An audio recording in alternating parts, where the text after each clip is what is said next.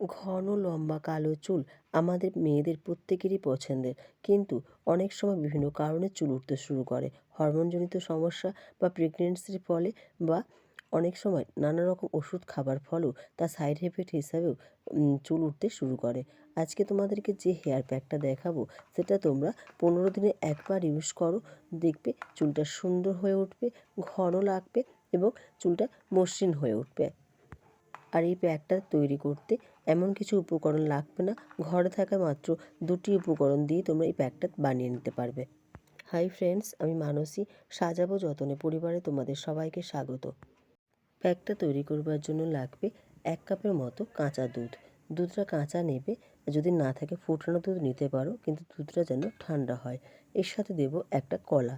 কলাটাকে আমি ভালো করে ছোটো ছোটো টুকরো করে কেটে নিয়েছি, নিয়ে এতে দিয়ে দেবো, দিয়ে এটা ব্লেন্ড করে নেবো। ব্লেন্ড করে নিলেই একটা ক্রিমি টেক্সচারে একটা পেস্টের মতো তৈরি হয়ে যাবে। এটাকেই তোমরা সারা মাথায় ভালো করে লাগিয়ে নেবে।